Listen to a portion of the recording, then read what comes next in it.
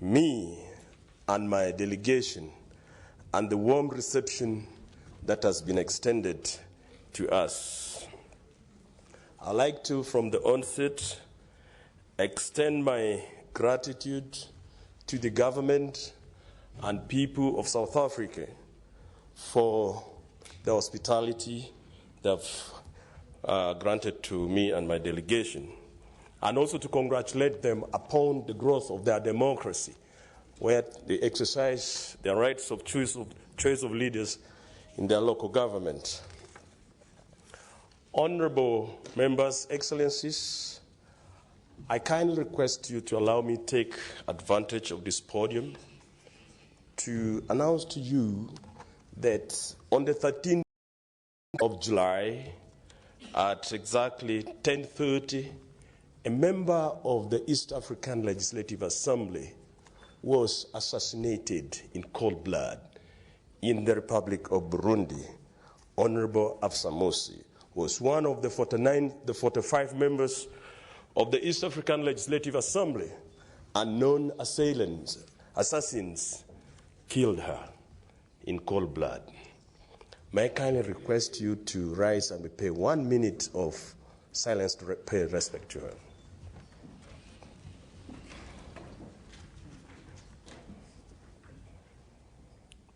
Thank you. May her soul rest in peace.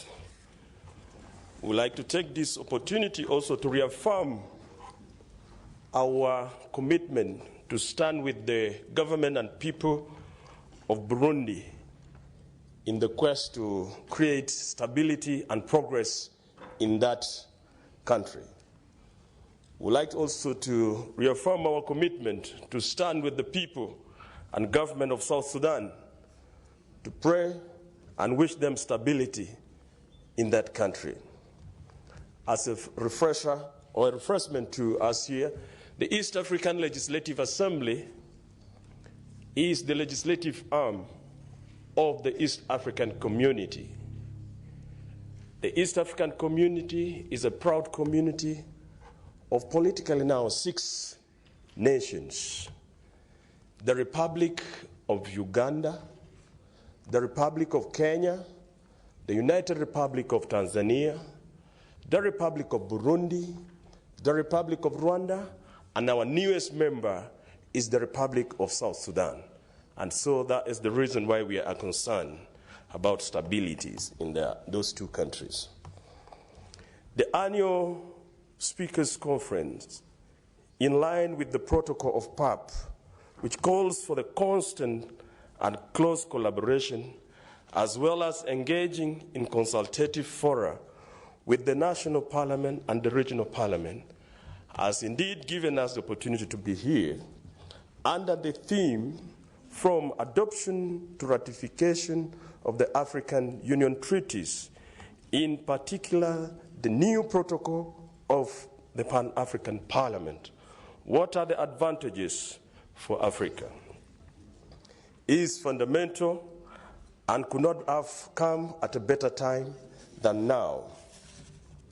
At the onset, let me throw a spanner in the works, and in so doing, state that whereas Africa generally realizes the benefits of integration and the opportunities therein, why should the continent thus procrastinate and delay the implementation of various treaties and protocols? The over 60 treaties and protocols that has been put in place are supposed to help to foster the unity and prosperity of the African people, PAP being one of the institutions. But I know today is my main discussion not on all the institutions of the African Union, but I'd like to mention one. The African Court on Human and People's Rights, which sits in Arusha, is one such institution like PAP that has been put in place that is limping. It is limping because the instrument that puts in place the court has not been wholly ratified and deposited by the state parties, thereby denying Africans the chance to look for redress in that court. I hear a clarion call, a growingly stronger call by our African leaders demanding for political autonomy of the continent, seeking for review of the Rome Statute, and therefore asking if we should still continue being part of the ICC. If this call could relate to the ratification of the instrument that strengthened the African Court on Human and People's Rights, we will have a stronger moral ground to seek for our autonomy. As long as we continue not to give strength to our homegrown institutions and African institutions full capacity to operate, we shall continue to feel the pinch and the scratch from other global institutions like ICC and mention them. The protocol to the Constitutive Act relating to PAP is another such protocol I'm talking about. A communique released at the 2015 Speakers Conference urged governments to speed up the ratification process towards the realization of the 28 ratifications to enable the protocol to come into force. In the same vein, PAP also established an advocacy strategy pegged on the 28 ratification in the year 2016. I am informed, as at May 16, 2016, 10 countries had already signed and amended the protocol. 3 had ratified, with only 2 depositing the instrument. It is important to state that Africa is at such a crucial time in its development, and thus strengthening of the AU institutions such as PAP will improve integration of the continent. I want to state that this paper I'm presenting is not prescriptive in nature, but rather one that is explanatory and hopefully provoke further conversation. My intention is to raise this conversation to a higher notch and, if possible, change the narrative to more of action other than rhetoric. Let me get into the thrust of the presentation by asking, why should PAP strive for legislative power? Legislative powers are, by and large, the reason for any parliament or assembly. It is the core of existence of any assembly or parliament. Without sounding a bit academic, legislature, by definition, is the power that makes the laws. Legislatures have ultimate possibility to regulate on behalf of the people the rights and obligations of citizens in accordance with the constitutions or other legal framework. Montesquieu, 1689-1755, in his celebrated book, The Spirit of Laws, proposes the necessity that functions of the state should be divided between different powers: legislative, executive, and judicial, so that through such arrangements there are powers, controls, and any other exigencies of power or tyranny are checked.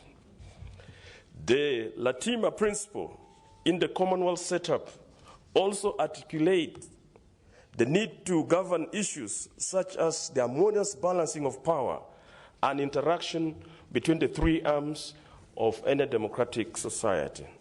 In my view, Excellencies, any region, national, or even any other subsidiary assembly should and can enjoy such definition. The law of the East African Legislative Assembly are such that they supersede that of the partner states on similar matters of purview within the East African community, and mandates the partner states to amend their national laws to approximate them to the regional law. Ladies and gentlemen, in my presentation, I may be referring a lot to the East African Legislation Assembly, simply because of the commonality and the path we have taken, which we think it is successful, and I see a lot of it being mirrored in the amendment of the protocol. Having said that, we are grateful to the framers of the EAC who deemed it fit to give the Assembly, the East African Legislative Assembly, powers from the onset to have legislative powers. Such powers must be guarded jealously by any parliament who enjoys it. Our experience as a legislative organ of the community tells us of an interesting story. The current 5-year mandate of which we are serving runs until June the 4th, 2017. Our assembly, established in 2001 and headquartered in Arusha, Tanzania, has passed bills on matters within the purview of the community. To date, the Assembly has passed close to 70 bills. The Assembly also has a rigorous yet enviable task of legislation, oversight, and representation for the over 150 million people in the community. Experience has shown that for regional integration to succeed, policies must be people-centered, and any results must be tangible, felt, and seen.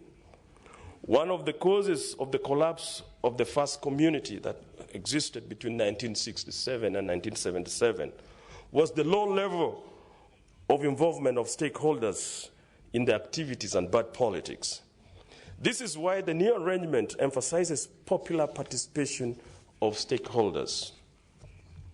Ladies and gentlemen, in the case of Pan-African Parliament, I have taken a good look at the revised protocol and found out that while it is a vast improvement of the 2001 protocol, it still does not grant PAP full legislative powers. Article 8 suggests that PAP shall initiate model laws. These laws have no binding legal effect and are subject to the approval of policy organs, especially the African Union Assembly of Heads of State. 3 issues therefore stand out clear. That PAP is evolving as an advisory consultative parliament to one that has powers limited, as spelled out in the proposed amendment. This is a positive step. This morning I sat there, I was listening concerns that this is not possible. I think our baby called PAP was born. It is crawling. It's trying to stand up to run by getting this limited power. I think we shouldn't be the one to hold the legs of the baby from getting up. Secondly, if PAP were to receive full legislative powers, how would it ensure enforcement of legislation it passes? This requires deep reflections. And in Yala, our legislations are being implemented, as I will share later. Thirdly, on the reverse side of the coin, when exactly shall PAP realize full separation of powers? This is key in any parliamentary setting, as the author Montesquieu alludes. However, given the dispensation, I propose 2 salient points in the plan of action. 1, PAP should strengthen its research capability or capacity. Model laws, as stated severally, have no binding legal effect, but can be useful tool in guiding lawmakers. Therefore, it is vital for PAP to, 1, invest and strengthen research and adequate staffing capacities. Our experience in the East African Legislative Assembly is that we have got laws that have been proposed or suggested to us by stakeholders, and we have gone ahead to consult deeply on them and pass them as legislation or as bills, and they have been assented to, and they are in full force in the East African community. It is the basis of my confidence that the model law will provide a good legal framework upon which regional parliaments can center their pieces of legislation and also draw the spirit of the Pan-African thinking on the issues that are before Parliament. And same does the national parliaments, who can look at the ideals that are embedded in the model laws and come up with national legislations. I therefore have full confidence that the model laws that shall be passed by PAP, if the protocol is assented and ratified and deposited, will be very useful to the African people.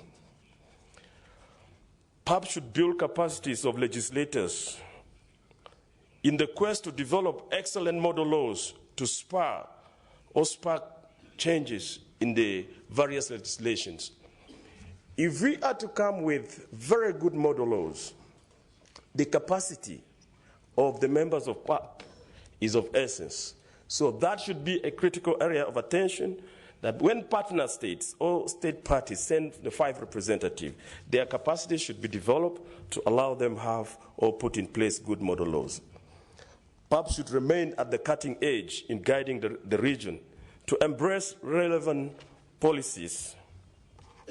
The second thing is advocacy for uptake of the model laws.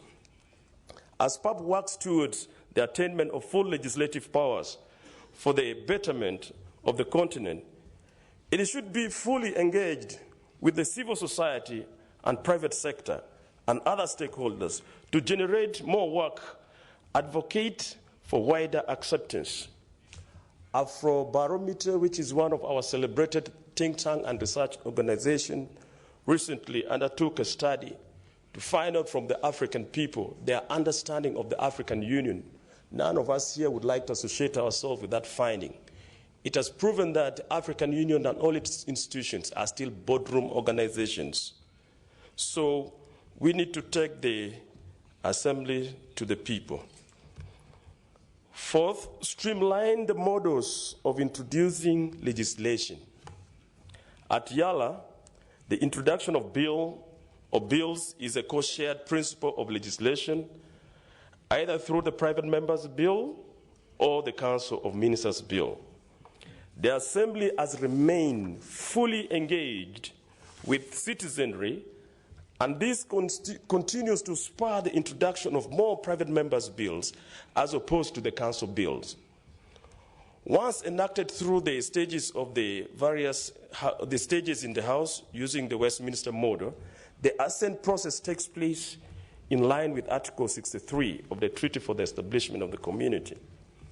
The emphasis here is that if the members of PAP are fully capacitated with good research and there's full engagement with stakeholders and the model laws are developed, there will be very little chances that our governments will resist these laws because they will have the true need or aspirations of the African people.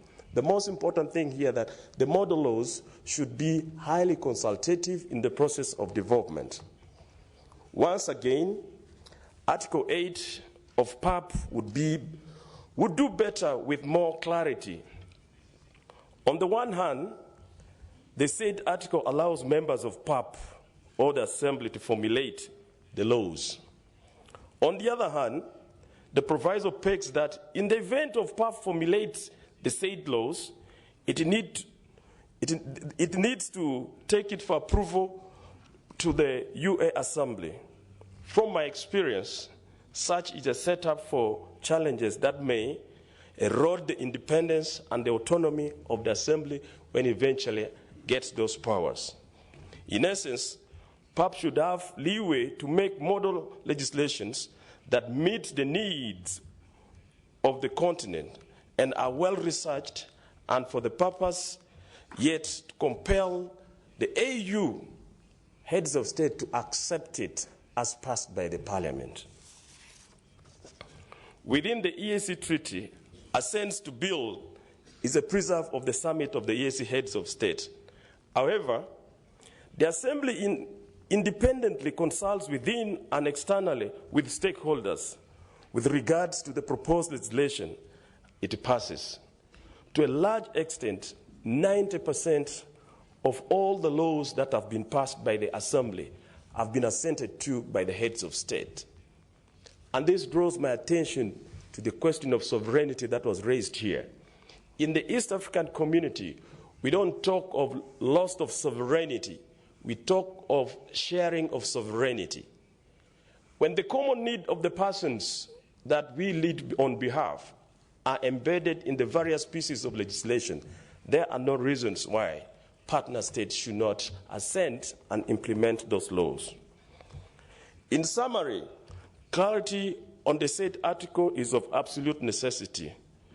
The independence and autonomy of the Assembly likewise needs to be guaranteed in this amendment of the protocol. PAP must claim its space. There is emphasis that PAP should prove its existence before the African Union and the citizens of the continent as the People's Assembly. The revised protocol provides for at least 2 ordinary sessions in a year and extraordinary sessions which may be requested by 2/3 majority and submitted to the President. 2 ordinary and extraordinary, one that can be convened when there are 2/3 petition to the President.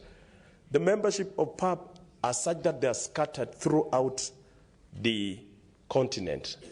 How easy is it to gather this petition to gun the 3rd meeting of PAP? To me, theoretically, if PAP held all the ordinary and the ordinary session and say the 2 extraordinary sessions, that would arithmetically account for about 3 months in a year of work of PAP. 3 months out of 12. 2 ordinary, 2 extraordinary, counting to 3. And there we are asking for a full-time parliament who will be working for only 3 months in 12 months. This is an area that needs attention, Mr. President. Perhaps PAP should devise its annual calendar in a vein of proposals to strengthen committees and oversight programs to take care of the rest of the period. At the moment, the committees hold 2 statutory meetings with the possibility of an extraordinary meetings. Are these enough to deliver the workload that we would like to give to a continental parliament? Incidentally, at Yala, such activities of committees, from our perspective, generate loads of work on which legislations are centered. Right Honorable Speakers, presiding officers, it is clear that it is committees, standing committees of Parliament that generate work for the Assembly of Parliament to pass or to work on. It is therefore my humble plea that the committees of the Pan-African Parliament be strengthened and given more work to generate activities or proper model law to be passed if this protocol is realizes the signatures or the signatories required. However, there are 2 fundamental points here that need further clarity. The PAP should work towards control of, I think PAP should work towards the control of its budget to give it the freedom to prepare its independent work plan and undertake oversight functions. The fundamental principle or guiding principle of Parliament is to oversight, to legislate and represent. If we are looking at PAP as a Parliament with legislative powers, it should be able to oversight the executive of the Pan-African movement or the African Authority. That's the African Commission.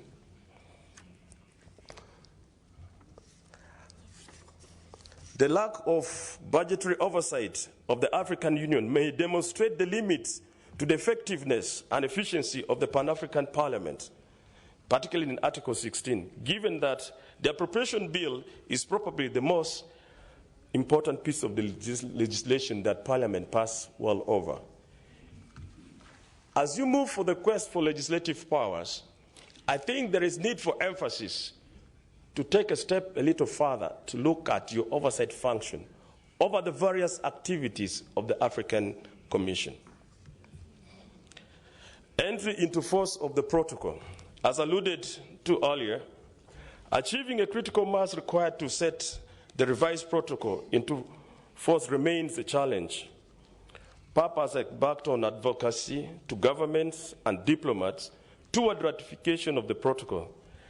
There is substantial work on the part of the civil society. I would like to share with you our stride in the Assembly that we have used civil society and the private sector to realize great gain in our autonomy and powers. I urge you to look at the Pan-African organizations of civil society like PALU, the Pan-African Law Society, and so too.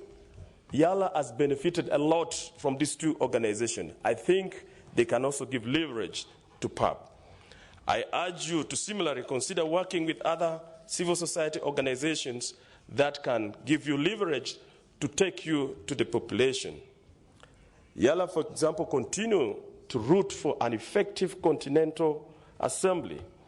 In December 2015, YALA passed a resolution, as was promised here, urging EAC partner states to sign, ratify, and deposit the required instrument of the amended protocol to the Constitutive Act of the African Union in order to enable PAP to achieve its desired goal of having legislative power. Mr. President, a few months ago I stood here and promised that my parliament shall consider a motion to urge the partner states of EAC, the five, to do the needful. I indeed, with my parliament, tabled a motion and debated and passed resolutions urging the partner states to do that. This motion has been remitted to the Council of Ministers and therefore to the summit of EAC. And we hope that with the help of the national parliaments of the EAC partner states, soon these signatures and deposition will happen. The issue of congruency of rules of procedure to the revised protocol. The rules of procedure may address certain gaps to bring about an effective and efficient legislature. Research undertaken by Ms.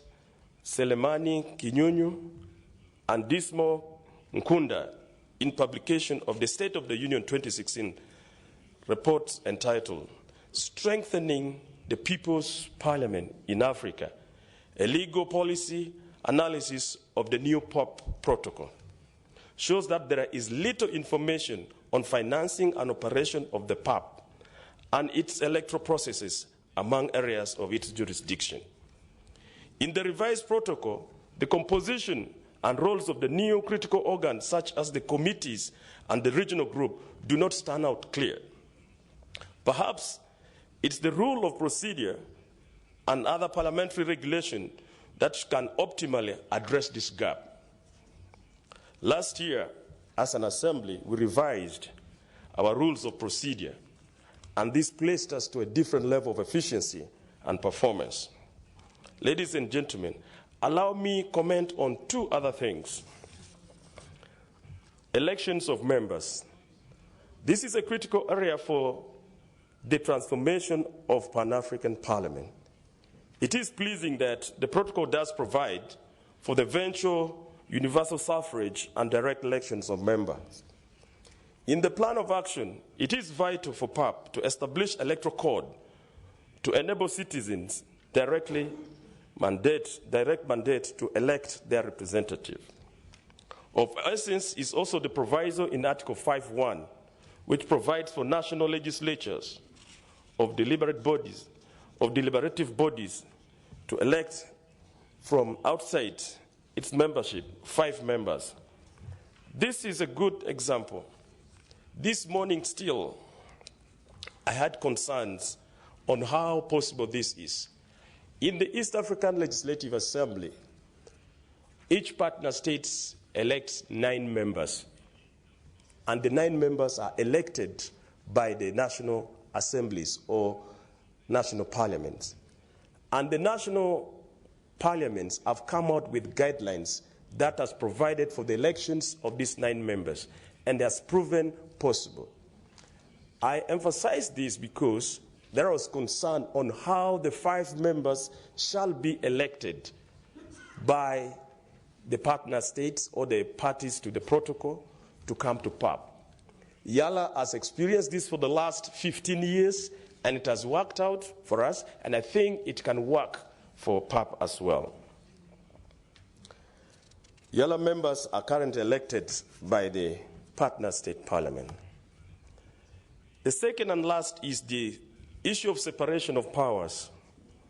This is key and may make or break the autonomy and independence of the legislature as it undertakes the process of action towards achieving legislative powers.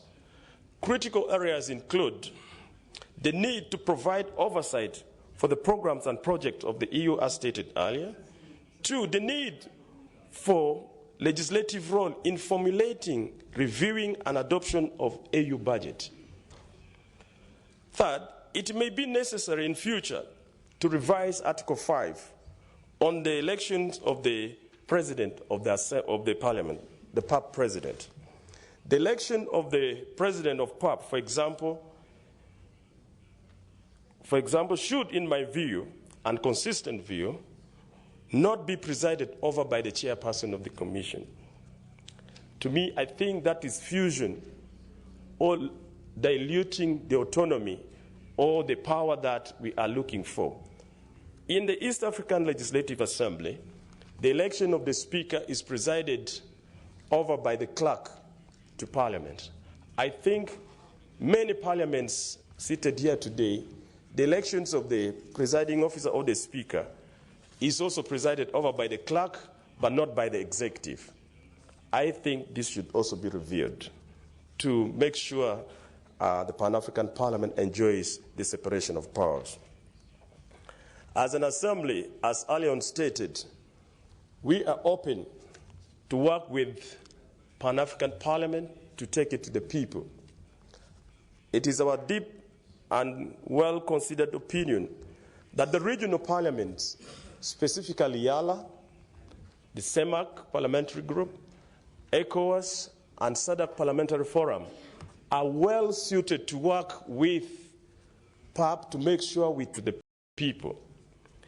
Mr. President, if you consider with your bureau that it is necessary to come and sit in Arusha to meet with the African people in that part of Africa, my parliament and the United Republic of Tanzania shall do all it takes to make sure we host you in Arusha.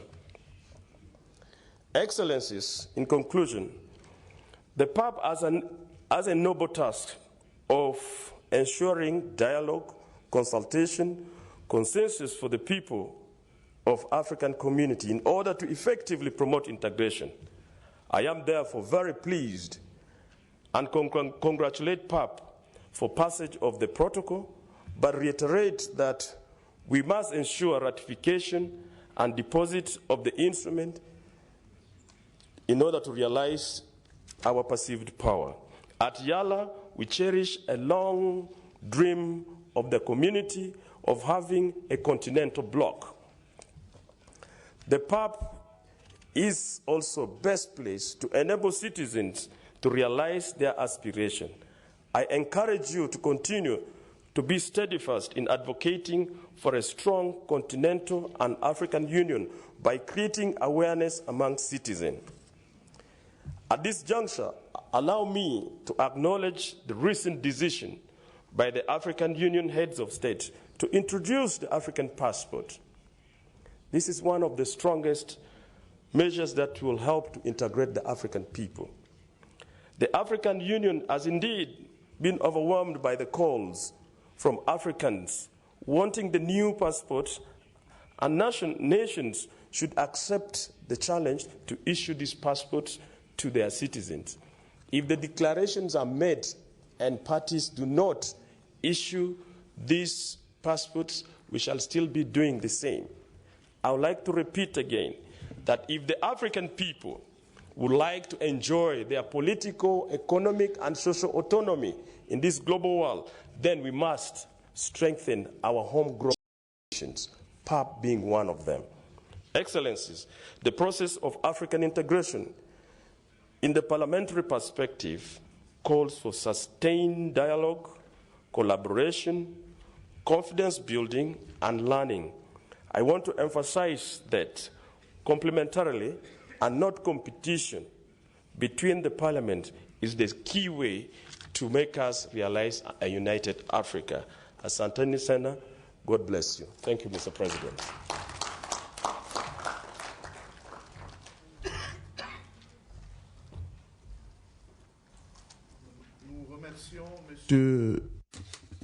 Thank you very much, Mr. Kidega, who is the Speaker of the East African Assembly. Thank you very much for your presentation, which was extremely relevant. His presentation followed by Professor Meliele and by Professor Ondoa. So I think, once again, with this presentation, we've started debating the same question because he has raised several issues which might well give rise to questions or to anyone wanting to make comments. And certainly, when we go back home, it certainly has also interesting points. But perhaps we need to refresh our memories and remind ourselves of what he said. He actually based himself on a very solid pillar, and that is that the laws at the East African Legislative Assembly, of course, the laws are the ones that have priority are those belonging to member countries. And there was a comparative approach, and he also reminded us of the need of capacity building, in fact, of research itself, because we need to go further. He also reminded us of the need, in terms of capacity building, of the matrix itself. That is, the matrix, of course, we're talking here about the African Union. As the two professors who spoke this morning, he also raised the principle of the model laws. And he esteemed that the relevance was there, and that certainly of the conformity and which respond to the aspirations of the people, would make of these model laws that capture our different parliaments. And I think that also this morning we did discuss the place, in fact, of model laws. And once more now we've got more that was, in fact, brought to this debate. He also spoke to us about the importance of the Assembly, the importance of the Pan-African Parliament, that we need to have a guarantee reflected in the text themselves. He also there was an advocacy also for a parliament that, in fact, would function full-time. He also talked about the strengthening of the work that is done at the level of the committees. He also insisted several times on the separation of powers. And we as legislators and we as parliamentarians, our traditional role is, in fact, to create laws, and we need also a mechanism of control of the executive. For example, where budget is concerned, in terms of the African Union budget. In terms of the budget control, he also said that we should far more participate in the drafting of the budget. Our colleague also noted the place or the importance of civil society, and his conclusion, that is amongst all the various points, because he did actually speak about various things, but he spoke about the point of the funding of the Pan-African Parliament, the election of the Pan-African Parliament members. He gave his opinion that he talked about direct election, but we would need an election code, of course, before that. And he also discussed the way we do elect the president of the Pan-African Parliament. He felt that it should be that it should, in fact, be a duty of the clerk. And this is more or less, in general, what was raised. I didn't actually raise everything that is said here. For now, one person has the floor. I can see one person there. So we've got Justice Patrick, who has asked for the floor, Speaker of the Tanzanian Parliament. But before you, there is the President of the Pan-African Parliament who would like to take the floor because he has to leave before us. Thank you. Thank you very much. You have the floor, sir.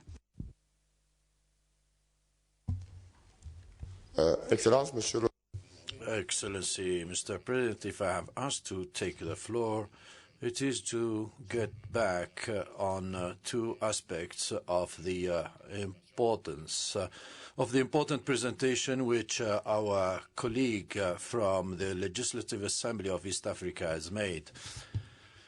The President knows well the problematic of this Parliament, and I can assure him that all what we are doing here is to try and enhance our capacities in our invitation. Now, when you look at the Constitutive Act, it is said that we should cooperate with all the legislative organs, whether they are regional or sub-regional, in order to bring that to the continental level. As concerns the capacity building, we are signing protocols of cooperation with all the legislative organs, because to legislate at the continental level needs a lot of things, such as capacity building of the members who will reflect on model laws, but also capacity building of the administration. You have just raised a problem.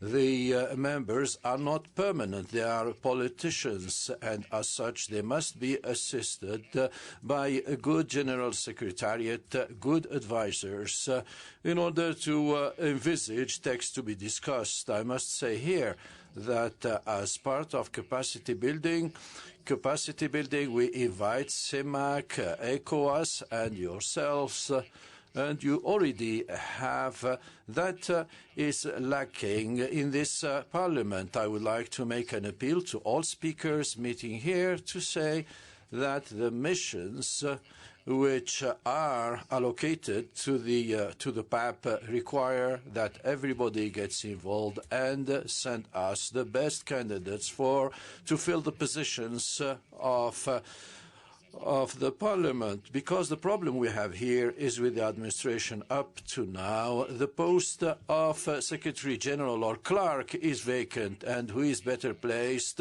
than you to know the role of a clerk? And when the clerk is not around, it's very difficult.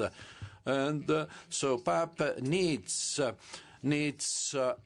good or well-trained people. Maybe there are people who are well-trained but who do refuse to come here. I would like to make this appeal that there will be a tender or a call for candidatures for clerks. So as far as capacity building is concerned, we have signed a protocol of agreement with the Parliamentarian Francophonie Assembly, whose president is here to try and help us in capacity building, not only for administration but also for members. The working time also is relevant when we talk about meetings for committees of 5 days. What can we do in 5 days? And try to go thoroughly into the details and reflect in order to come up with something that would be above the national parliaments. I think that 5 days are not enough, and also the plenary sessions of 2 weeks. But this is due to problems of finance. And our principals, the presidents of ECOWAS, consider just as if we're coming here on assignment. And they think that we only come for the sessions, but when we come for a session, we need time. And this is not the case. We do work under a lot of pressure, so we must be given enough time to reflect on issues that are of interest for the continent at the highest level. To end, Mr. Chairman, I would like to thank all the speakers of regional parliaments for coming here and make an appeal to them to come together with experts here in order to help this parliament. I'm among the first MPs or members here in this who have come to this parliament, and at a certain time the curve was upward, and now it is becoming downward. This conference is very important for sharing expertise and experience. I would like to thank the representative of Francophonie Assembly, who has undertaken to help us in areas like human rights. Everybody knows that the human rights issue is a very topical problem. Nobody would say that climate change does not affect his or her country. Problems of terrorism. These are areas during the last session, during the last summit of heads of state, has submitted this problem to be looked at by the PAP. How are we going to reflect on such a complex problem if we do not have the necessary capacity? This is, Mr. Chairman, what I had to say. And I do nurture more hope now as far as capacity building is concerned in the various areas for our PAP. Thank you very much for your attention. I thank you and give the floor now to the Speaker of the National Assembly of Zambia. You have the floor, sir.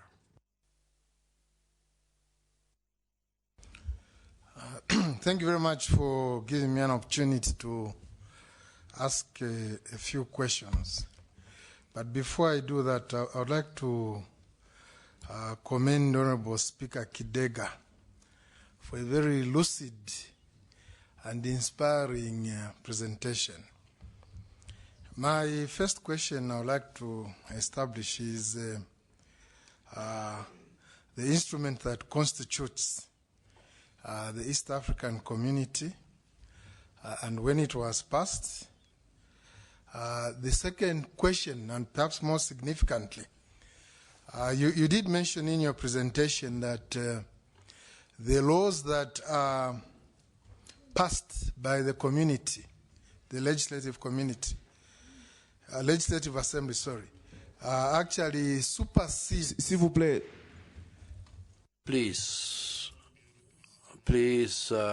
we will just allow the President of Parliament to leave. Yeah, could you come again, please, and repeat the last part of your question? Because the presenter was a little bit busy, so he didn't probably follow your question. Could you repeat the last part, please? Thank you. My first question was, what instrument constitutes the East African Community and when it was passed? The second question, you mentioned in your presentation that the laws that are passed by the East African Legislative Assembly supersede national laws. So I'd like to find out in this regard, how is this superseding secured? Is it secured within the constitutional arrangement of the Legislative Assembly at the East African level, or is it secured by municipal or national law, or indeed both, at community level and at national level? My third point, I'd like to seek your comments on a view that I'll express. I think we're in a very paradoxical situation. Listening from you, because on one hand, you seem to be narrating a success story. And here we are seated at PAP. We seem to be grappling with a lot of fundamental questions. And you seem to be suggesting solutions, and rightly so, to what should be done at PAP. And yet, if we're to look at the relationship between the East African Legislative Assembly and PAP, it is actually, I'll give an analogy of a child mentoring a parent. And we're still, I coming from the SADC region, we have a very dismal or sad story there. Because for the last 19 years, we've been struggling to convert SADC PF into a regional parliament. And it's quite embarrassing, even as we sit here. There is even a program for meeting of speakers of regional parliaments. And there will be no representation from the SADC region, including the host country here, South Africa, because we don't have a regional parliament in SADC. So what I would like to find out from you, in terms of taxing your opinion, don't you think we should be building PAC, or PAC should be premised on these very regional parliaments? Because you seem to be demonstrating, from where you are coming from, a great deal of political will in support of the assembly. Yet, we are lamenting of lack of political will at PAP level, and we're still in the southern region, SADC to be precise, as I've pointed out, for 19 solid years, this has been almost an uphill battle. So I see this as constituting a myriad of contradictions. Because PAP should be a body that should embrace all these regional parliaments and should also essentially provide leadership for these various regions. I'd like to seek your comment in that regard.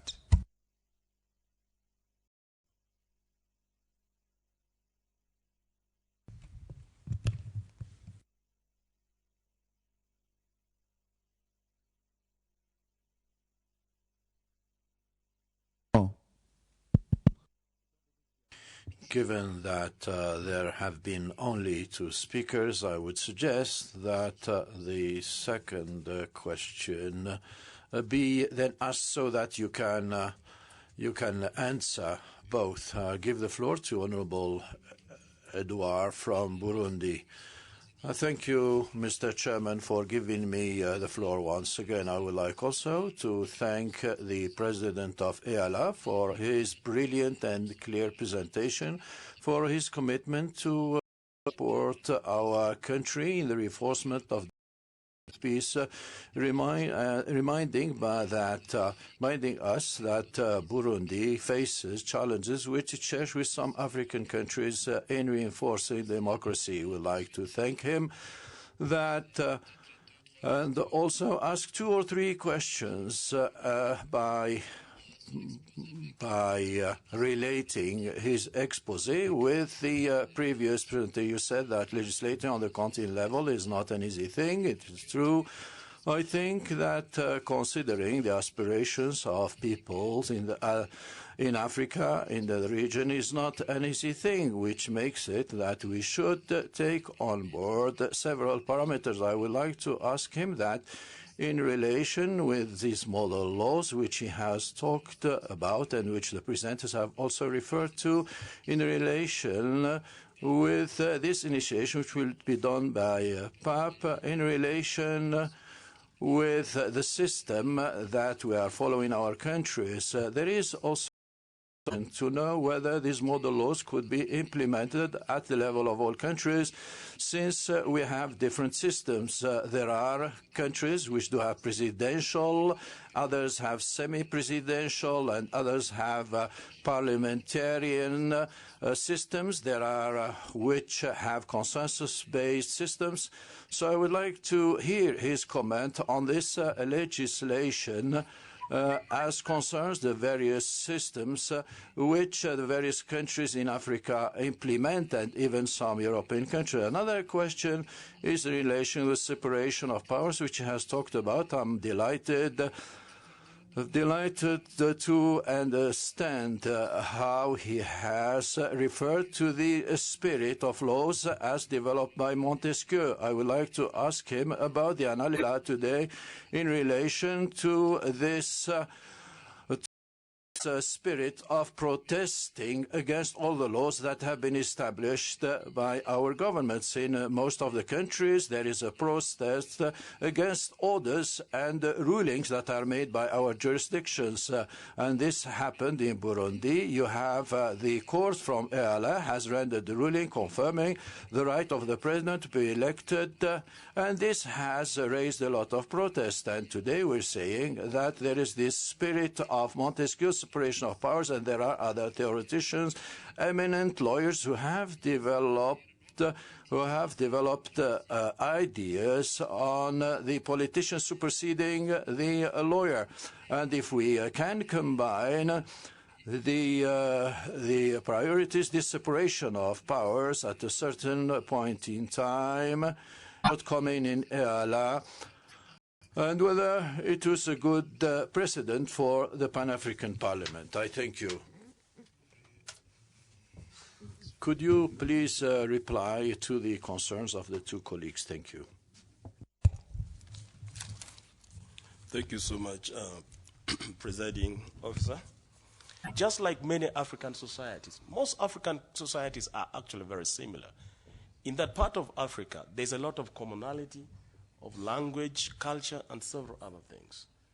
Sweetly, before even the independence of the three original members of the East African Community, Uganda, Kenya, and Tanzania, President time and the relationship had opted to delay